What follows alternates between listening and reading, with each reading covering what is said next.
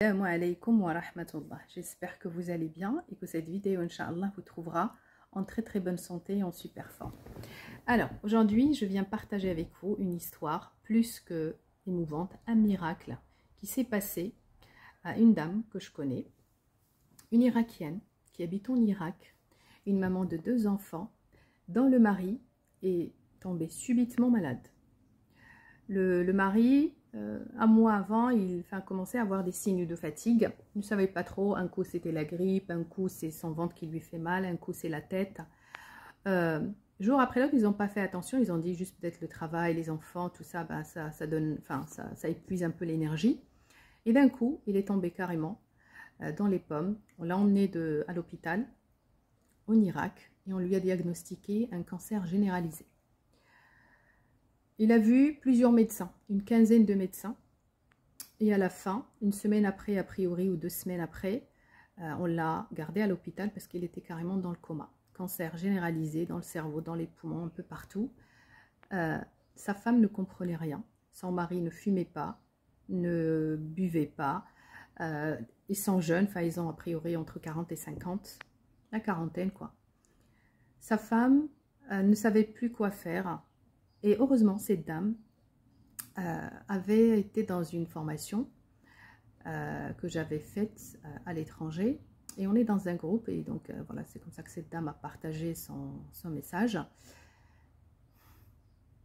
Elle disait, avant, j'aurais dit que Allah m'aime, il me teste, il m'éprouve parce qu'il m'aime. Mais aujourd'hui, je suis tellement persuadée que Allah Azza wa Jal me donne une leçon. On a fait quelque chose, que ce soit lui ou moi. Et Allah Azza wa Jal, aujourd'hui, il nous envoie un message. Il nous dit, voilà le résultat de ce que vous avez fait. Cette dame, elle a dit, j'accepte. Alhamdulillah. Elle s'est remise en question. Et subhanallah, son mari, donc dans le coma, à l'hôpital, il est inconscient carrément.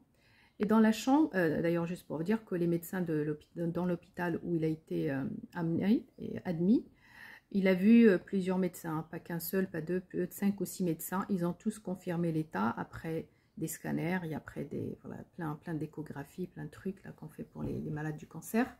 Donc tous confirment une seule chose, que le cancer, il y en a partout dans son corps. Donc il lui donnait uniquement des antidouleurs pour qu'il puisse ne pas souffrir. Pas de médicaments de cancer pour le faire partir, rien, parce que le médecin a dit la meilleure solution pour lui, c'est que vous restez avec lui et qu'il meure, on va dire, entouré de sa famille sans souffrir. Donc, en attendant, il était dans le coma parce que le corps, il était tellement fragile et faible. Pas un coma avancé, mais enfin, il était conscient et inconscient. Un coup, il est conscient, il ouvre les yeux, mais la plupart du temps, il est limite dans le coma. Et en fait, dans cette chambre où il a été admis, vous voyez un peu comment ça se passe dans les pays arabes, les hôpitaux, surtout quand tu n'as pas les moyens, c'est les hôpitaux publics. Dans une seule chambre, vous trouvez 10 personnes. Les infirmières, ils ne font pas leur boulot. Même quand ils le font, vu qu'il y a tellement de gens. En fait, dans cette chambre, il y avait une dizaine de personnes. Et parmi ces personnes-là, il y avait une vieille dame. Une femme qui avait plus de 80 ans. Cette femme, elle dit, donc voilà, il venait le matin, il repartait le soir, il ramenait à manger à son mari, il changeait ses draps, il l'emmenait, quand il était conscient, aux toilettes, il le lavait, c'est elle qui faisait en gros le tout, parce que vous savez, les infirmiers dans ces pays-là, ils ne s'occupent pas de tout ça. Et donc un jour, quand elle a vu que personne ne venait voir cette dame, il lui a posé la question d'où elle venait, est-ce qu'elle avait des enfants, etc. Et cette dame-là, justement, il lui a répondu qu'elle avait personne, pas d'enfants, pas de mari, pas de famille, rien. C'était une SDF, a priori, dans la rue, et que quand un jour elle est tombée dans la rue, on l'a emmenée à l'hôpital. Subhanallah, cette dame, elle dit, je ne sais pas pourquoi, mais j'ai eu comme un message dans mes oreilles, comme si quelqu'un me parlait et me disait que cette dame, c'est un messager d'Allah. Et en fait, elle disait, je me suis engagée envers cette femme, juste entre elle et moi, donc cette dame Walid.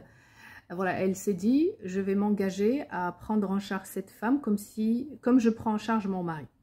Donc tous les jours, elle préparait les repas de son mari et celle de cette dame. Quand elle venait, elle l'a nettoyée, donc elle lui faisait prendre sa douche, elle l'emmenait dans les toilettes, elle discutait avec elle lui donnait à manger, comme si c'était quelqu'un de sa famille. Et Walid, elle raconte, elle disait, j'ai fait ça sans attendre aucun retour. Je ne l'ai pas fait pour que mon mari guérisse ou pour qu'Allah soit satisfait de moi, mais vraiment, je me suis dit, bon, cette dame n'a personne, je vais être un exemple de bonté envers quelqu'un qui est dans le besoin, parce que on doit faire ça. Allah Azza wa Jalla yuhibbul muhsinin, d'accord? Allah, il aime les bienveillants, ok?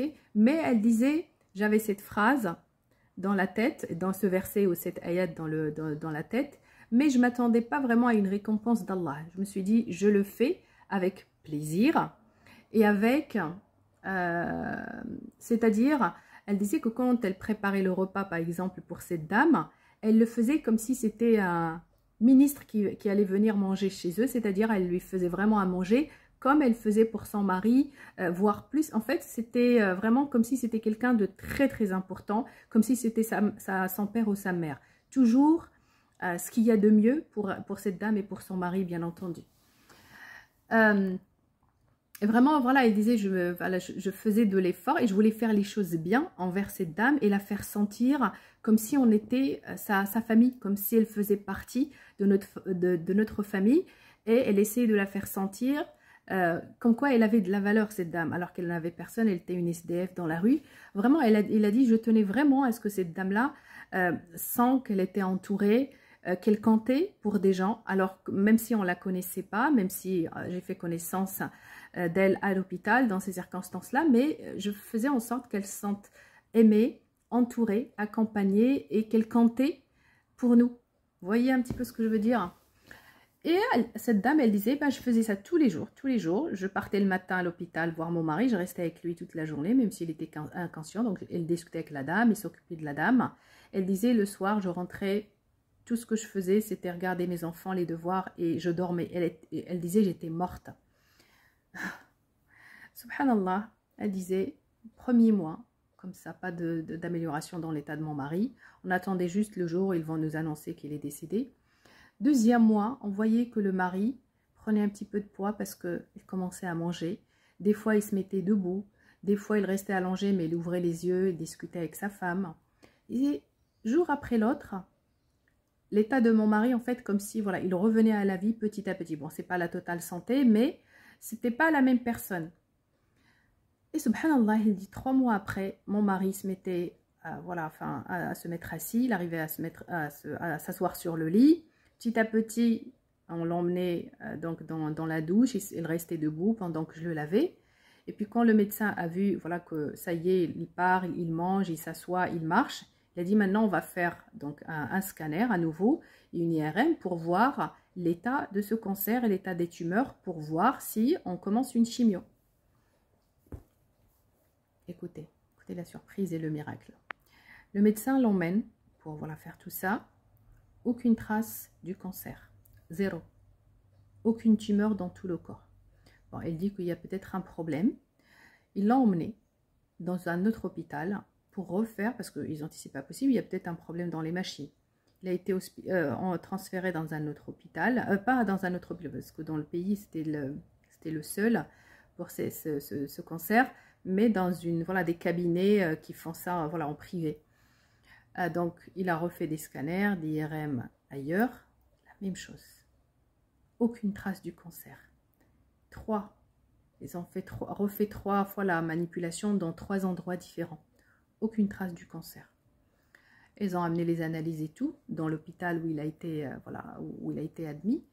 Premier médecin, il voit mais il ne comprend pas. Le deuxième intervient, le troisième intervient, jusqu'au grand, on va dire, professeur des professeurs. Et là, le professeur, il dit, avec tous ces résultats, tous ces scanners, ces avis différents, tout le monde confirme qu'il n'y a pas de trace du cancer. Et du coup, il regarde les médecins que ce monsieur avait vu au début, il les engueule, il leur dit, vous êtes une bande d'incompétents, vous nous occupez des lits par des gens qui ne sont pas malades, alors que d'autres sont dans le besoin. Il était en colère contre eux.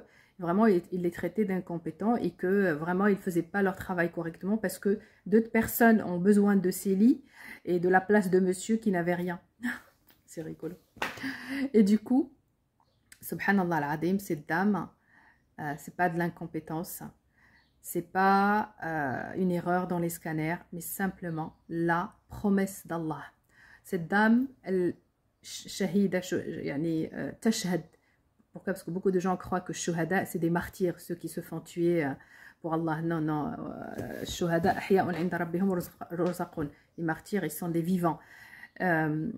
Shuhada, c'est des personnes qui attestent haqq Allah Azza wa Jal, qui attestent de la justice d'Allah Azza wa Jal et de la manifestation de ce pouvoir divin et de cette promesse d'Allah Azza wa Jal qui se passe d'ici-bas avant l'au-delà. Allah Azza wa Jal, il dit وَمَا كَانَ رَبُّكَ لِيُهْلِكَ أَهْلَ الْقُرَى بِظُلْمٍ لَوْ كَانَ أَهْلُهَا مُصْلِحُونَ. J'espère que je ne me trompe pas dans le verset. Ce qui veut dire en français, Allah ne fera pas détruire ou bien ne fera pas souffrir une population injustement si c'était des réparateurs.